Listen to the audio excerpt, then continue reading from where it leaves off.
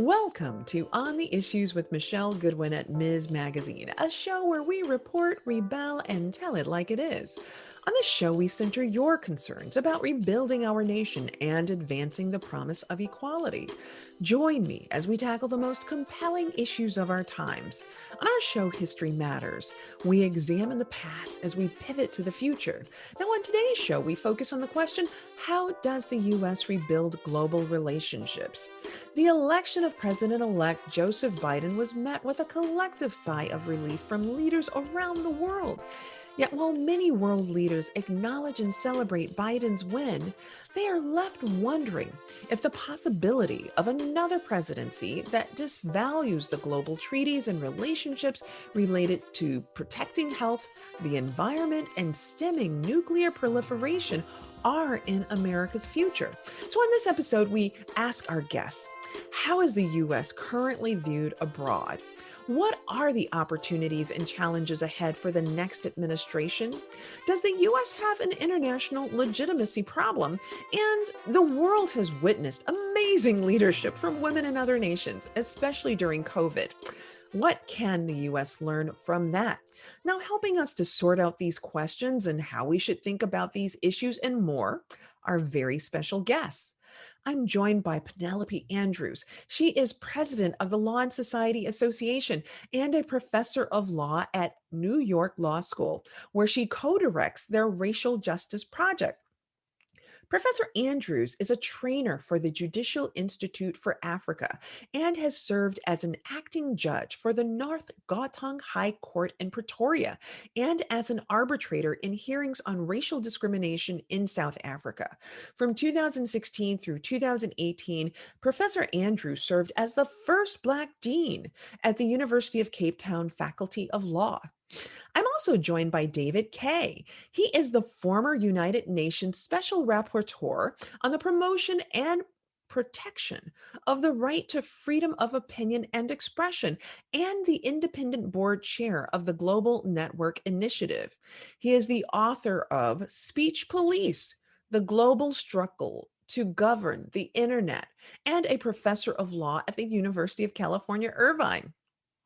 I'm also joined by Professor Gregory Schaefer. He is the Chancellor's Professor of Law at the University of California, Irvine, and Director of the UCI Center on Globalization, Law, and Society. He is former Vice President of the American Society of International Law and a member of the Board of Editors of the American Journal of International Law, the Journal of International Economic Law, and transnational environmental law. Professor Schaefer is among the world's leading scholars on international economic law and the World Trade Organization. He has a book coming out in 2021 called Emerging Powers and the World Trading System. Finally, I'm joined by Lyric Thompson. She is the Senior Director of Policy and Advocacy at the International Center for Research on Women. Lyric leads the institution's formulation of evidence-based policy recommendations and oversees her organization's advocacy efforts with the U.S. government and also internationally. She is a member of the Council on Foreign Relations Advisory Committee on Advancing Gender Equality in Foreign Affairs and a member of the Civil Society Strategic Planning and Leadership Group for the Global Forum for Gender Equality. Thank you all for joining us to discuss these very sensitive and often overlooked matters. So let's start with a more general question and open it up. What do you see as the most significant obstacles to the United States rebuilding trust and strong relationships with our allies abroad? And why don't we start with you, Lyric? Well, I think particularly on my issues, I am particularly focused on global women's rights and gender equality issues. I think it's fair to say that we're at a real nadir in that regard. So I think the challenge is just being able to rebuild all of those relationships, rescind the global gag rule, which under this administration was 16 times larger because it applied to all health assistance as opposed to in previous Republican administrations, it had applied to the family planning health assistance. They've also, withdrawn from the Human Rights Council, you name it, you name It's been a hot mess, in other words. exactly. That being said, I think there's real optimism from our allies that we will return to a place of cooperation, if not leadership. I think the question of what leadership looks like in this day and age is very different than it was 4 years ago. And so, in terms of the key challenge, it's mapping all the things that got broken, fixing them, and then still having some space to imagine and build back better, if you will. And that is where we're doing some interesting work on feminist foreign policy that I'd love to talk to you about, because I think it'll take that kind of bold vision to really clearly send a signal that we're not just trying to go back to 4 years ago, but really to imagine a new and better world post-pandemic for everyone. On that note, I want to turn to you, David. You're the former United Nations Special Rapporteur on the promotion and protection of the right to freedom of opinion and expression. And over the last few years, as you've been in that position, we've seen the intensification of threats against journalists. There was the assassination in 2018 of Jamal Khashoggi. In the United States, there have been journalists threatened, including at their homes. And even though these issues are global, they've intensified in a particular kind of way in the United States, which really undermine domestically how we understand a constitutional democracy. So, from a lane in which you know perhaps better than anyone else, what does the United States need to do in order to rebuild its reputation globally as we think about the promotion and protection of a right of freedom of opinion and expression? Right, right. And Jamal Khashoggi was an American resident. I mean, he was resident in the United States. So I agree with Lyric's point that there's sort of two phases here in a way, or two steps. I mean, one step is re-engagement with the international community. There's no question that has to start, and it has to start on the basis of good faith. And it has to start, and this may be the second part, it has to go beyond just treating human rights or any other sort of framework of engagement as just what others are doing out there. It also has to be, and I think others will be looking to this, in order for the United States to re-engage in the Human Rights Council or in other bodies where human rights are pretty central, or protection of journalists, or you name it. I think the United States is going to have to demonstrate domestically that it actually takes seriously the things that it has historically lectured others to do. So that has to do clearly with issues around gender. I think it absolutely has to do with things around race, and on race in particular. One of the kind of the anchors for the U.S. refusal to engage in the international community on human rights has been a kind of segregationist, historically segregationist approach and racist approach to the way we see the world. And so I think there are things that we have to do internationally to engage, but we'll be in a much better position if we actually change some things and the way we do things domestically as well. So I'd like to turn to you, Dean Andrews, Professor Andrews, Judge Andrews. You've worn so many different hats, and you've worn them globally. So you're able to come at this question from an internal and also an external perspective. What do you see as some of the obstacles that the United States has in terms of rebuilding its reputation abroad? I see lots of possibilities, and I may be unduly optimistic in light of the election. I think the obstacles, in addition to what we've just heard, I think the one is if the United States really fails to move towards a situation of global partnerships and global collaboration. I mean, this America First has been such a hallmark of the last 4 years. And I think it's very, very important that that obstacle has to be removed, and the United States sees itself as a partner among equals. So I think the sense of collaboration and so on needs to be reinstituted and reintroduced as part of global cooperation. I think that what has also been said is that it's important for the United States to embed the commitment to racial justice in the way that it views other countries, and particularly countries of the global south. We know that the global apartheid that has been part of international relations so long, it's no longer formal, but I think the global south, and particularly countries in Africa, feel the sense that they've been neglected. And if you know some of the comments that the current president has made describing some of these countries. So I think that, the obstacles will be if the new administration is unable to really give some energy to what has happened in the United States. For example, hashtag Black Lives Matter has resonated so strongly across the globe. And I just think, for example, I just want to mention the appointment of Linda Thomas Greenfield as the United Nations ambassador to the US. This is a wonderful, wonderful symbol. And an obstacle will be if she's not allowed to really give full vent to the possibilities that she brings and the experience that she brings to the table. Gregory, thank you so much for being on the show. And I want to put the same question to you, but perhaps expand it a little bit, especially in light of what we've just heard from Penny. So, what do you see as the challenges that the US will face in terms of rebuilding its reputation and relationships abroad? And also, what do you see as opportunities which lie ahead in a Biden Harris administration, which is just around the corner, January 20th? So just to start, the obstacles are immense because I agree with everything that Lyric, Penny, and David has said. But now not only does the United States face distrust with respect to its commitment to human rights and racial justice and hypocrisy, but also to democracy. So the United States has been lecturing other countries and sending observers regarding their adherence to democracy. We now see a basic questioning to US democratic norms. And so I think we need to realize that, those outside the United States, they see that Americans are willing to elect a nationalist autocrat leader with an autocratic bent who challenges fundamental norms of democracy. So this is actually a new situation.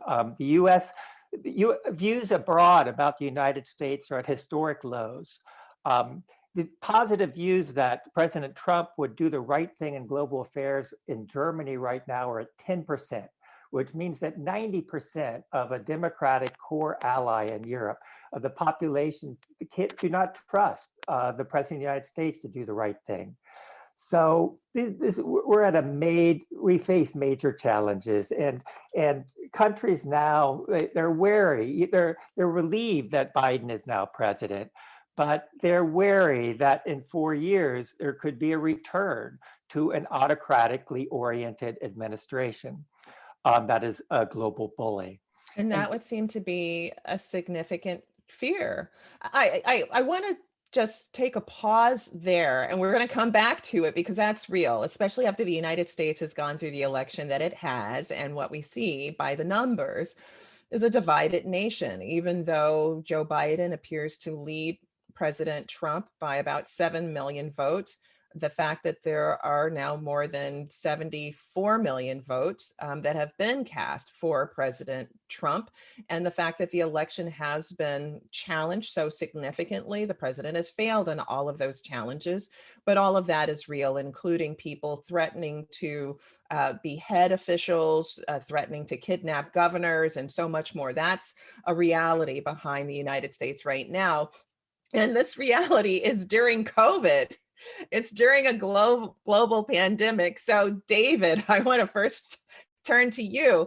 Earlier this year, you were in discussions about the Trump administration, as you've been more than just earlier this year, but specifically about how this administration has weaponized disinformation around the COVID-19 pandemic, including, as you say, repeatedly emphasizing in a reckless way how the disease is no worse than a bad flu, that it will disappear when the weather warms up. Of course, the weather warmed up and cooled down.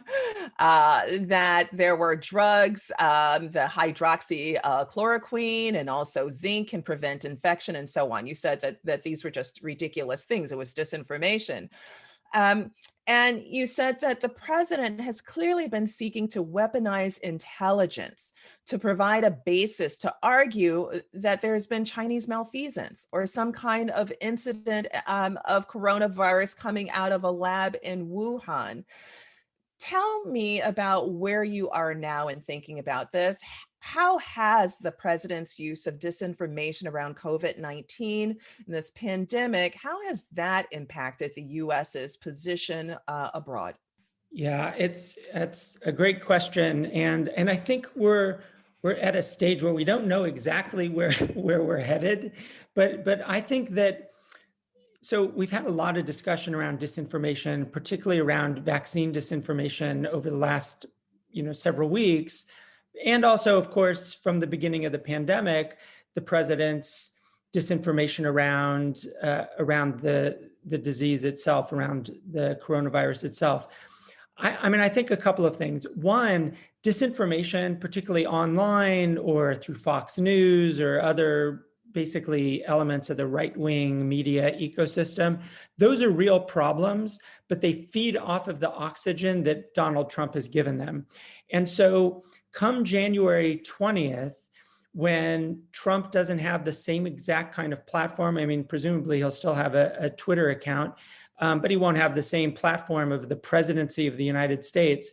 And when Joe Biden comes in, privileging science and fact and Dr. Fauci and so forth, I think there will be somewhat of a change. There'll certainly be a change in terms of the rhetoric and the information, the public communication. The problem is that Trump and the GOP more generally have so politicized basic science and basic public health that I'm really concerned about what the future looks like. And I think it's a particularly American problem. I mean, you do see disinformation around the disease around the world, but it doesn't have the same kind of, or the same extent of impact that it's had in the United States. And that's a real problem. And I think it will undermine and will continue to undermine the way people see the United States. I don't think these last 4 years suddenly, Biden administration comes in and speaks in a normal tone to Americans and to the rest of the world. It's suddenly, the global perception of the United States changes. I think it's going to be, a long time coming to change all that. And we're going to come back to the health end of this, but I want to pick up on an aspect of this that you spoke about in your writings and even now about the China piece of this. And I want to turn to you, Greg, because in your writings, and you have a book forthcoming that is focusing on global relationships between the United States and China. I'm wondering how you see the shift when Biden comes into office. And I want to build on that. But first, I'm curious about, do you think that we'll see something different with the Biden administration in terms of repairing relationships with China? And even is that even something that we should be thinking about in terms of repair relationships? So China is a major challenge, and perhaps the major challenge for the Biden administration going forward. It's going to completely recalibrate its policy towards China. What it's going to stop doing is using racist terms such as Wuhan virus, China virus. It's going to take a much more calibrated approach to China, and it's also going to work with allies to address real concerns with respect to China. So, for example, China's become much more assertive and much more aggressive, especially with Australia these days, challenging, for example, in David's world, Australian media critiquing China, which go to basic free speech, free expression concerns, which are central to our democracy. So Biden has talked about creating a summit of democracies to work together to confront authoritarianism abroad, which includes China.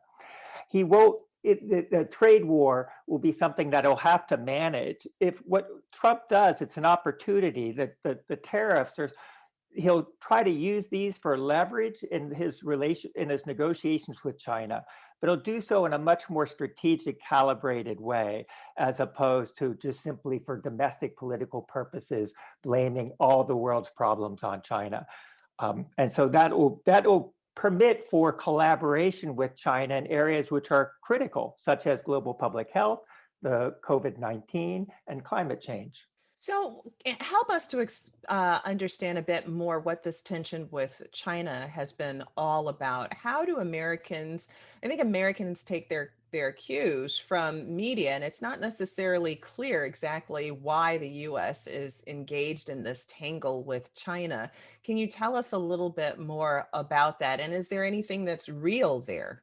Yeah. So there's something real, but it's twofold. On the one hand, clearly China has become an economic power, which simply didn't exist 15 or 20 years ago.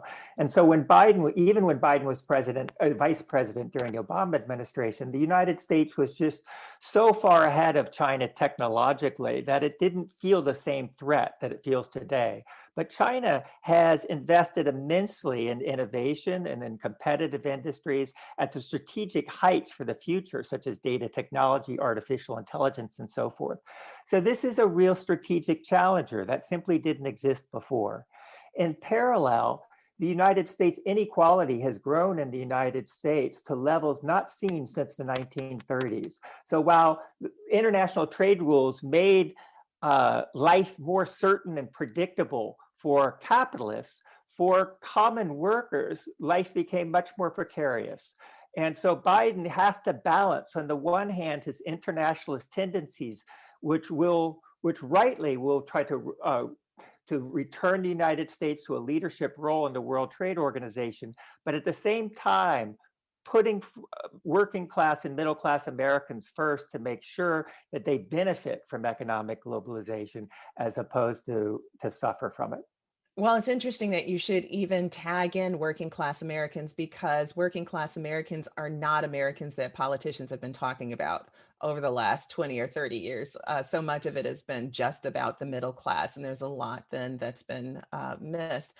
I want to turn to you, Lyric, in terms of this conversation, and then get on to you, Penny, about your perspectives on this, because as you mentioned in your opening remarks, during this past administration, women have been hard hit, not just domestically, but also internationally. And it strikes me that there are many Americans who may not understand how our international policies and foreign diplomacy may actually undermine the rights of women abroad, particularly the most vulnerable of women. And can you shed some light on that for our listeners?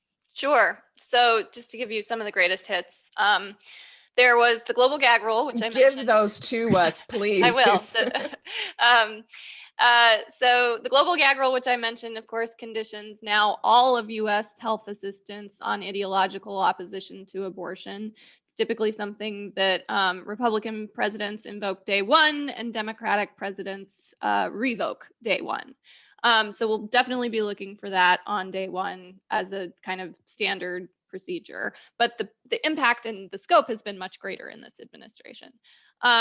Number two, literally writing women out of the State Department human rights reports. So there's this annual human rights report that the State Department does every year that is sort of a global ranking of countries' practices on various human rights. And over recent years, that had grown to include a number of women's human rights issues, including but not limited to gender-based violence, workforce limitations based, discriminatory laws and things based on sex, LGBTQ rights, certainly reproductive and sexual rights, a whole magnitude of things that were evaluated as part of the criteria upon which the U.S. would say this is good practice or this is a country that that needs to do better. And that was always a strong signal. And you would see countries undertake efforts to move up to address the issues that were called out in the human rights reports. Those gender-based issues, including not just sexual and reproductive health and rights, which I think we would probably assume would be sort of a highly politicized first move, but also issues on gender-based violence, things that in previous political cycles were not political issues, have also been politicized and written out. There is they didn't name a global women's issues ambassador, which is a post that we now have after the last administration until late last year. And then they've attempted to restrict the scope of that office further, so that it only works on women's economic empowerment issues under the initiative, Women's Global Development and Prosperity Initiative, which has been championed by Ivanka Trump. And then there's been what they've done in multilateral bodies. That's just bilateral efforts. There's also what they've done in multilateral bodies, from the most notably probably the Security Council holding up resolutions on women's rights, gender-based violence, sexual and reproductive health issues, that are the rest of the council members were pretty much unanimous about. So that's the greatest hits of, or the worst hits, I suppose. And it's a long list. It's a long list, and I mean, I haven't even turned the page yet. I just, for time's sake. I know. We could, in fact, do a show that's just on. We should that are just I'd on love that, to be part right? of that show. Well, then then we're going to do it. My producers on the show, we've got that. It's check the box, done. But I want to tie one other piece to this as well that you've talked about, bringing this intersection between COVID and women, and then also reproductive rights matter with this too. So you've commented that there has been a lack of women on COVID-19 task forces in the United States and abroad. And you've said from the very beginning, there should have been an analytical and intentional process among US and foreign policy makers that ask, how do we make sure that the policy choices that we make are not exacerbating issues for women? What were you getting at there? So this is a clear example of what we want to see in terms of representative government. We want, and this incoming administration, the Biden-Harris administration, has committed to a government that looks more like America. Both Biden and Harris committed to gender parity on the campaign trail.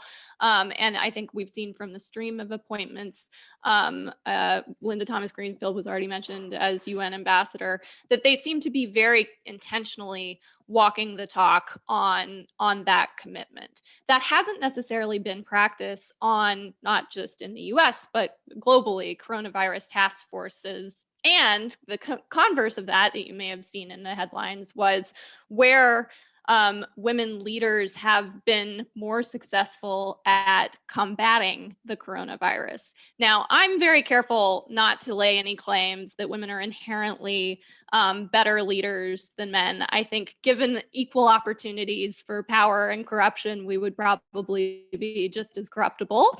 But I do think that there are I don't know about that, but anyway, I do get the larger one day point. we'll see. Let's give us equal power and opportunity, and then we'll finally be able to answer that question. One thing that I do think that we can look at, though, is characteristics of those leadership models that do value evidence-based, collaboration, listening to the experts, and that in that regard, and also just the importance of nothing about us without us as a principle of policymaking. If you don't have women on a task force or at the State Department or at these multilateral tables at peace negotiations, if you don't have LGBTQ and gender nonconforming people, if you don't have racial and ethnic minorities, if you don't have people who have disabilities, if you don't have those people at the table, it's more difficult for the issues that those people interface with to be visible to the policymaking process. And so that's the call here, is that we have seen women pushed out of the workforce in coronavirus. Exactly. And we see that when women do better, who've been leading from those spaces. But what you've just brought us to is why I'm so happy that we're also joined by Penny Andrews as well. Because Penny, you've been tackling these issues from multiple spaces in leadership, and you've been doing it from what's described as the global South, and you've heard it all before. So I would really appreciate your speaking to the question, what role will race play for this next administration? What role does it play currently in the world in terms of who gets and who doesn't get, who gets the opportunity, who doesn't get the opportunity? And this also comes out of, your work. You're directing a racial justice project. So tell us about the roles of race in thinking about the international stage coming forward. Yes, thank you. I wonder if you'd mind if I just quickly respond to something that Gregory mentioned about China and so on. Thinking through, initially you'd raised this question about the United States and the obstacles, that the administration may face.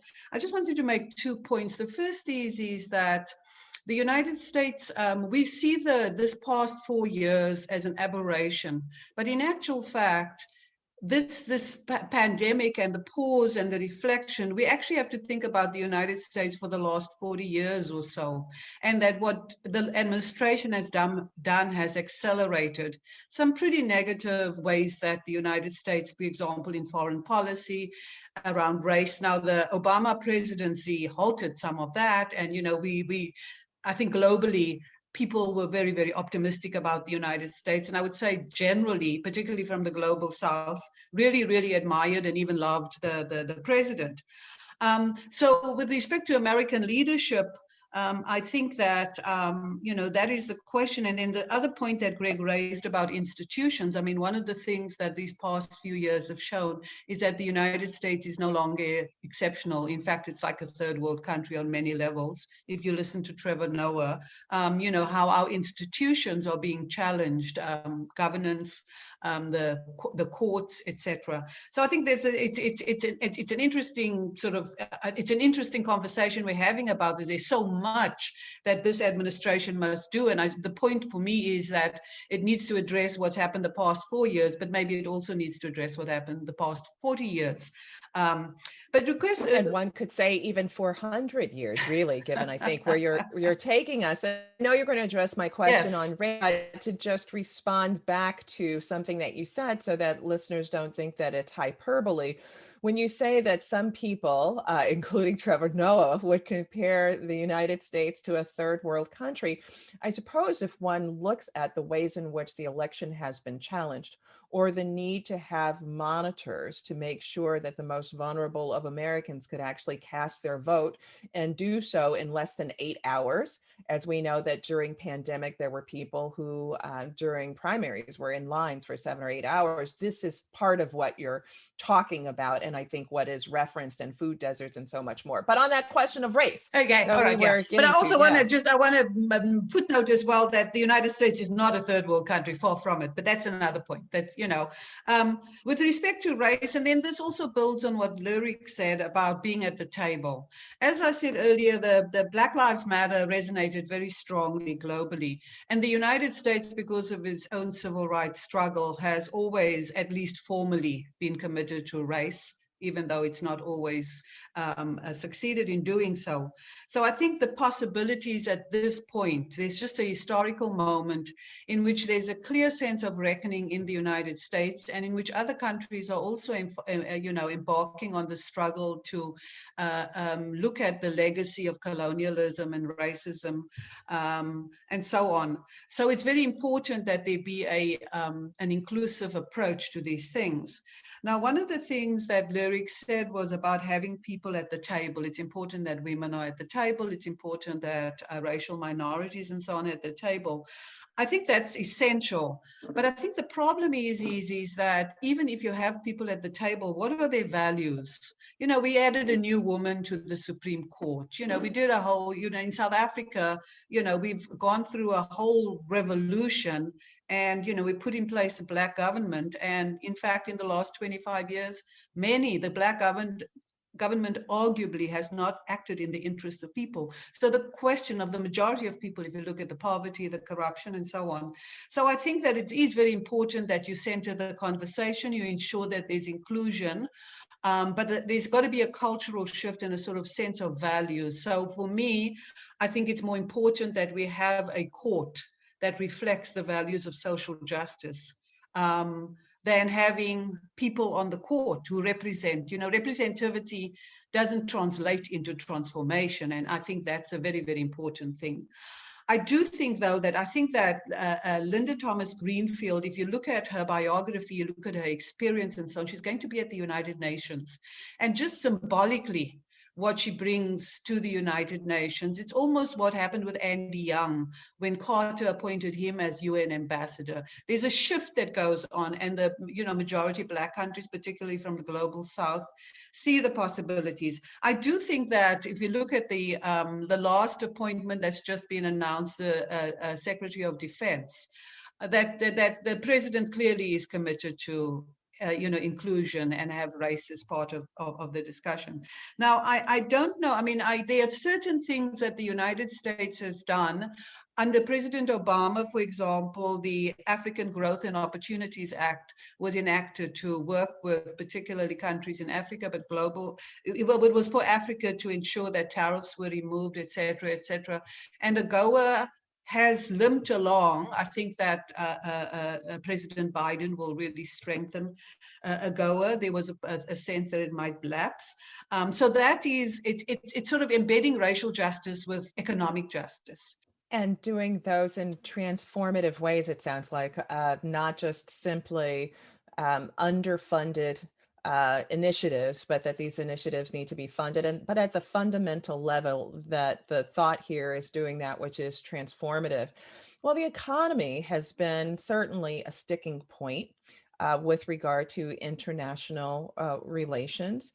And there are Americans who believe that somehow Americans are suffering because of the ways in which US corporations engage abroad. So I want to turn to you for this question, Greg, then, which is, how does the United States begin under a Biden and Harris administration to, one, repair where these relationships internationally in terms of where we stand economically, but I guess also, is it real what people have a sense of, that the U.S. is somehow suffering in international trade deals, that the U.S. is being exploited? Is there a reality to that? Can you clarify it for us? Yes. So there is a reality to it, but it's only part of a broader reality, which is that major technological shifts are hitting manufacturing jobs. So actually, under the Trump administration, manufacturing jobs have declined in the United States, despite his raising tariffs to 21% and consequently increasing prices in the United States for those products by 21%. So that's a reality, but trade is also part of it. And so what he needs to do is he needs to do two things. One, he really needs to bolster the US social safety net, education policy, retooling policy to provide real opportunities for Americans across the economic spectrum. This is the reason why trade is so much more controversial here than in Europe. In Europe, it simply is not as controversial as in the United States because they have real job retraining programs, job adjustment programs, a social safety net, guaranteed health care that's not linked with your job. And so we fundamentally need to change that calculus. If we don't change that calculus, then we need to protect ourselves from the onslaught of lower priced Chinese imports. It's either or. You can't have global liberalization and no social safety net here. But in combination, I think when we see this is actually something that the Trump administration did, but pressed by a Democratic Congress, is to put a lot more labor protections in the revised NAFTA, the US-Mexico-Canada agreement. So now you actually have a process where labor organizations can petition the US government to suspend imports from companies in Mexico which do not respect collective bargaining rights under Mexican law. That's really important because it means that the US doesn't have to bring an international law case against Mexico. It can immediately respond. And part of that process is that you create, because obviously this can be abused in order to simply to keep out Mexican imports, but it triggers a binational process where within 4 months, a court needs to determine whether or not those collective bargaining rights indeed were disrespected in Mexico. So this labor protection aspect needs to become part of trade agreements. So And what does that mean? So tell us a little bit more about what that means for the average workers, Americans who say, look, my job has gone to Mexico. Does this affect the Americans who say my job has gone to Mexico and I need a job and you're not building jobs and opportunities for me here in the United States? yeah, well, it does mean that they're not competing against production, which involves violence against workers, retaliation against anyone who tries to form a union and so forth. And so that, of course, then will enhance the bargaining power of Mexican workers. And it enables the United States to block imports from Mexico, which will then protect U.S. jobs. So U.S. jobs will not be in competition with those who are abusing labor rights abroad. And that's critical. And that's important, although I don't know if it actually addresses the question that Americans have had in states where there have been job shortages or where they've lost their jobs, and they say, well, look, I still need a job here, and that's something to be addressed. And I think that that's part of an international question. Clearly, it's a domestic question, but it's a domestic question that's also tied to international things. And we're going to get back to this, but I have a question for David that connects with all of this, because some of the jobs that have been created abroad happen to be addressing the environment. And that's a huge area. And Greg, from what you've written, I know that that's an area where China's been expanding. So you think about the jobs that China is building on, they're jobs that respond to a changing climate, right? It's taking certain things seriously that in the United States we haven't. And David, I know this has been an area in which you've also talked about the environment, journalists being free to talk about this. And in the space of climate change, a global pandemic, we have an administration that has decided to pull out of the WHO. And so I'm wondering what you see as the future of the US relationships and foreign policy with regard to the environment, with regard to health. Are we going to rejoin the WHO? What lies ahead? Yeah, I mean, in both of those areas, I expect there to be pretty sharp change from the Trump years. I mean, Biden has appointed John Kerry to lead on climate change. I think that's a pretty big deal because, John Kerry negotiated for the United States, climate change deals when he was Secretary of State, and I think that's a signal of seriousness for the United States. And so I think we'll see a change at the global level. And I think with the WHO, the same thing is true. I think that there's no way that the United States is going to leave the WHO after January 20th. It's not going to happen before then. So, and even if it were to happen before then, the United States would re-engage. So I think on both of those, purely in terms of re-engaging, we'll see real action that people who are committed to multilateralism and to engagement are going to applaud. That's all good. I think the real question is going to be sort of where we started, which is how do we go beyond that? I think Lyric actually started with this point, especially. Like, it's not just re-engaging, it's re-engaging with what? So if we re-engage in climate change, can Joe Biden really bring Congress around to actually effectuate the kind of climate policies that need to be adopted by the United States, by Congress? I'm not sure that's going to be possible over the short term. With respect to WHO, I think it'll be a little bit easier, but it's not a perfect road ahead. I mean, I do think that sort of your question when you immediately after Greg's point was exactly right, which is the intersection between international and domestic has never been clearer and more important.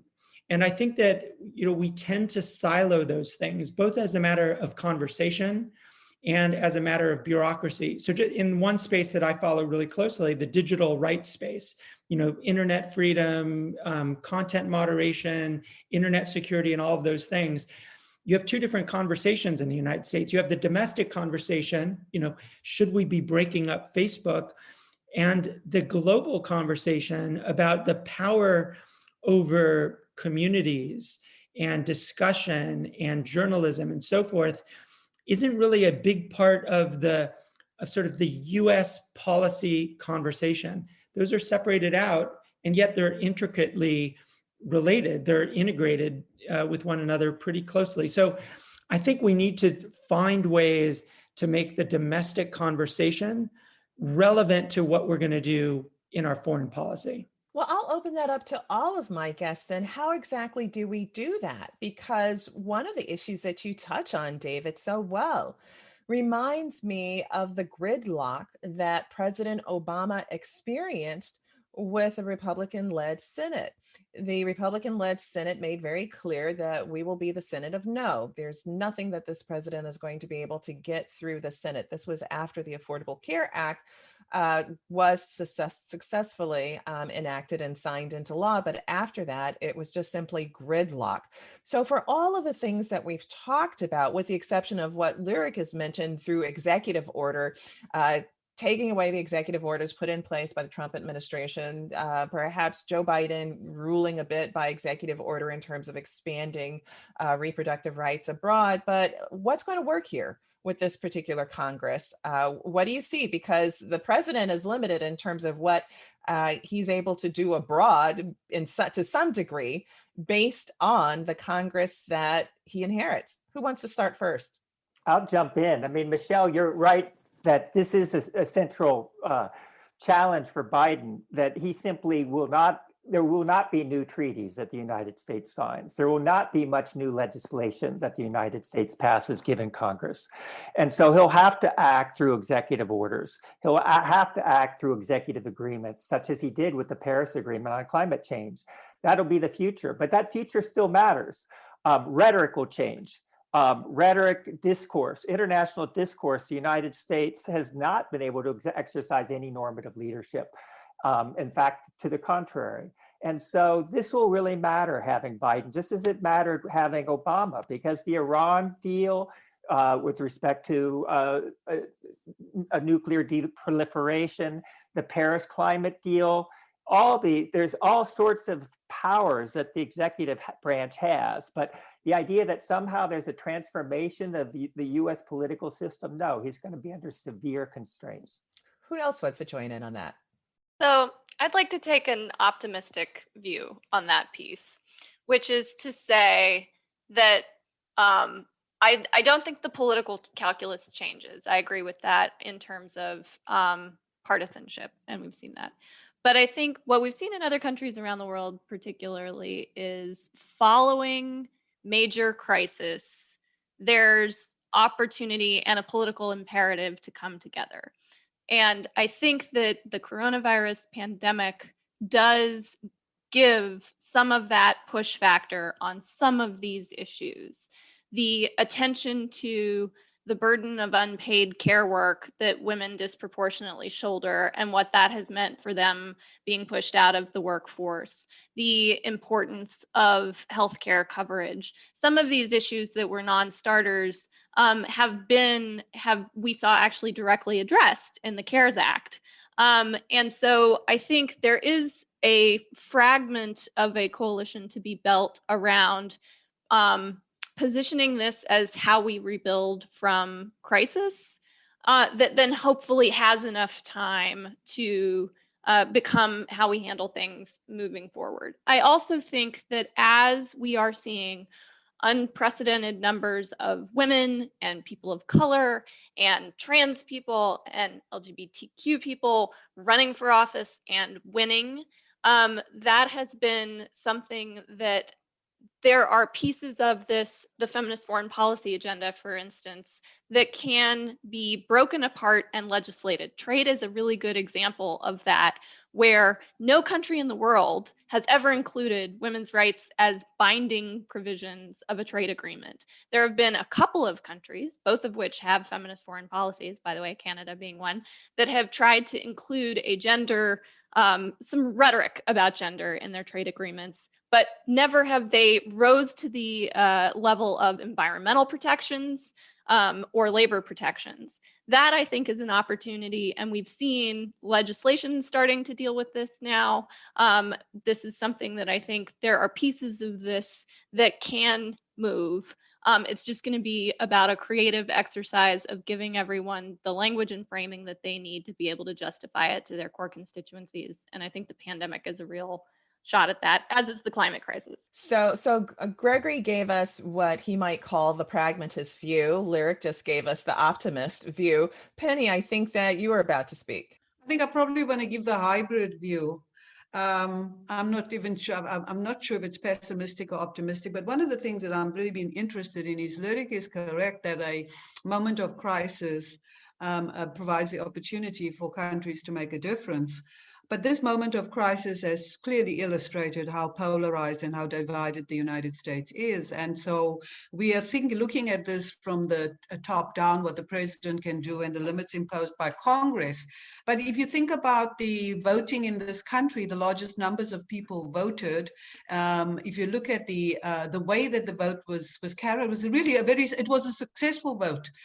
So how does that translate into citizen action and what people want? And I'm afraid this is where I'm pessimistic. There's not been coalitions. If you look at the result of the election, the president was voted out of office, but, more women came to Congress, but of course they didn't come necessarily they don't necessarily share our values and so on. So I think that unless there's sort of a shift from the bottom up, that there's a real coalition, and somebody had mentioned earlier, that there has to be a coalition, not just around identity, but around class interests. I mean, working class people share interests across racial lines, but increasingly, we take identity markers as the most important in terms of our political coalition, and I think it's doomed to failure. That's where I think that unless there's a real a transformed agenda about an assault on what working people have to confront and the gross inequalities in the United States. And then the second is I just sort of, I, as an immigrant and as somebody who's lived in a few countries, 3 specifically, the global always feels to me very elitist. Our discourse is an elite discourse in the United States. And I think it happens in education and culture.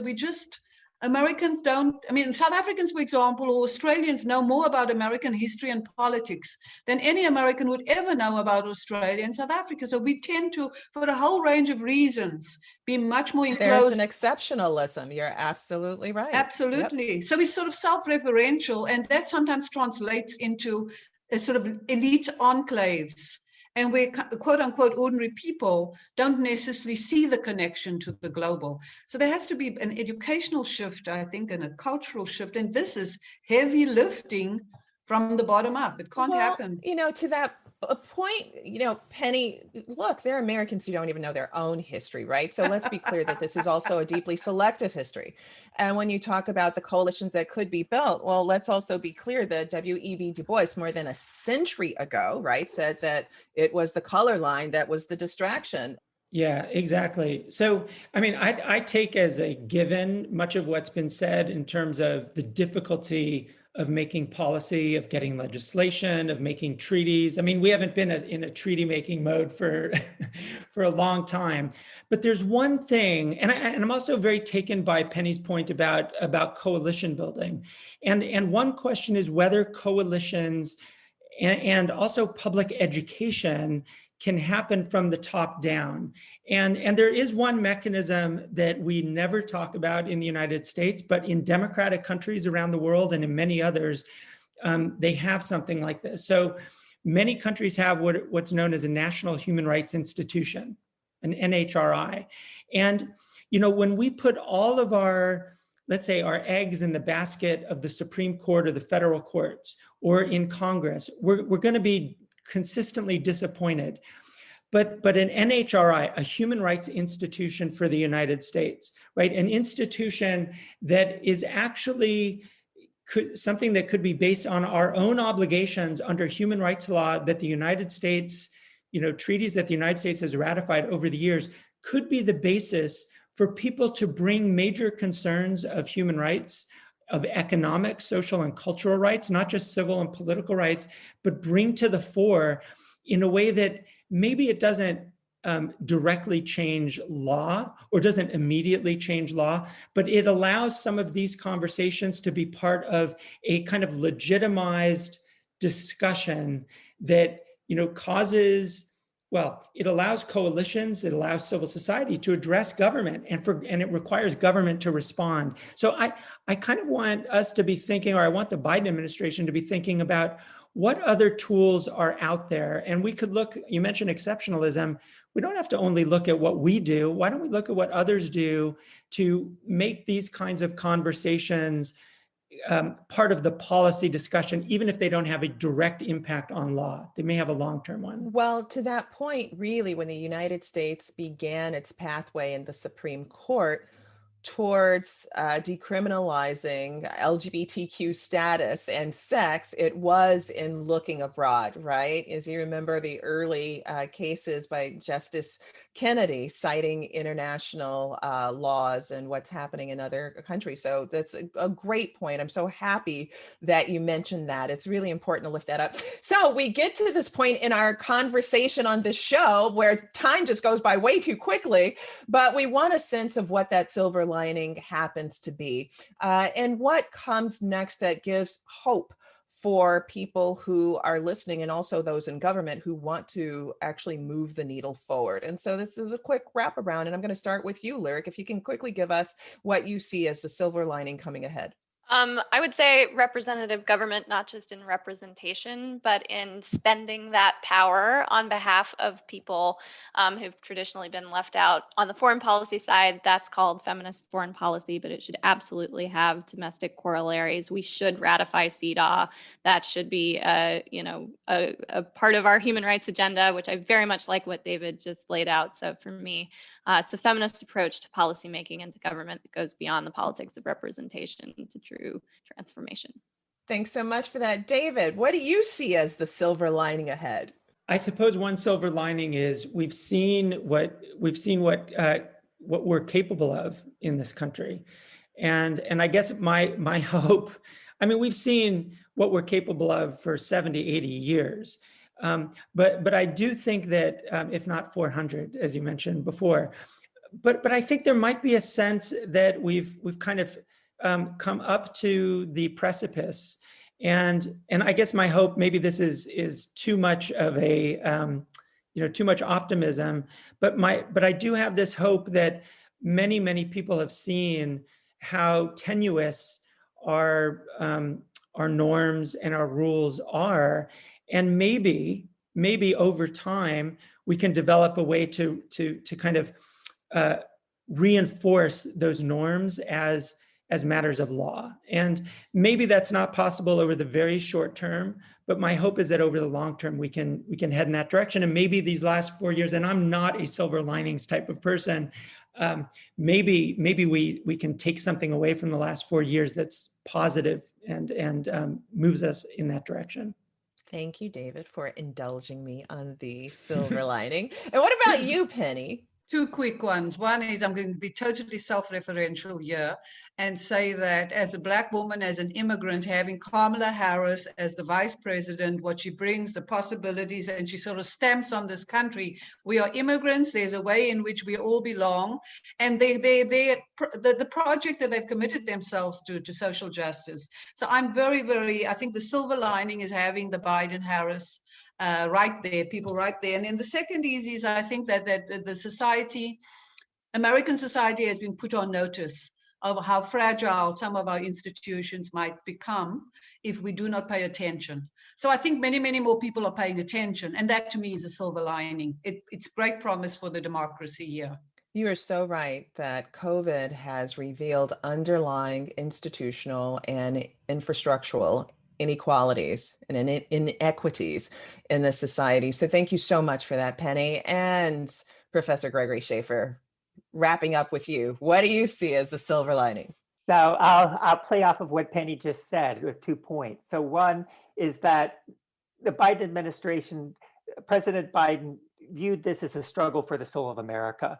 That discourse came out of the civil rights movement. Never before has a white male president, as a central discourse of his vision for his administration, adopted the language of civil rights and the civil rights movement. So I think we should really and he's followed that up with his appointments, as we've seen in this show. And so that's something real, and it's something different, it's something new, and he won the vote in the struggle for the soul of America. So we should take that into account. And the second aspect is, after 4 years, the world, other countries are hungry for the United States to re-engage at the international level and international organizations, with international, not just with other countries, but also with international organizations and international civil society. And so there are real opportunities that lay before us for the next 4 years. Well, thank you all very much. It's been my pleasure and honor to be with you today. Thank you for being on our show. Guests and listeners, that's it for today's episode of On the Issues with Michelle Goodwin. I want to thank my guests, Penelope Andrews, David Kay, Gregory Schaefer, and Lyric Thompson, for joining us and being a part of this critical and insightful conversation. And to our listeners, I thank you for tuning in for the full story. We hope you'll join us again for our next episode, as we will be reporting, rebelling, and telling it like it is, with special guests tackling issues related to our year in review and looking ahead to 2021 and beyond. It's going to be an episode you will not want to miss. And for more information about what we discussed today, please head to msmagazine.com. And if you believe, as we do, that women's voices matter, that equality for all persons cannot be delayed, and that rebuilding America, being unbought and unbossed, and reclaiming our time are important, then be sure to visit us at Apple Podcasts. Look for us at msmagazine.com for new content and special episode updates. Rate and subscribe to On the Issues with Michelle Goodwin in Apple Podcasts, Spotify, iHeartRadio, Google Podcast, and Stitcher. Let us know what you think about our show and support independent feminist media. This has been your host, Michelle Goodwin, reporting, rebelling, and telling it like it is. On the Issues with Michelle Goodwin is a Ms. Magazine joint production. Kathy Spiller and Michelle Goodwin are our executive producers. Our producers for this episode are Maddie Potts, Roxy Dahl, and Mariah Lindsay. The creative vision behind our work includes art and design by Brandy Phipps, editing by Will Alvarez and Marsh Allen, and music by Chris J. Lee. Stephanie Wilner provides executive assistance.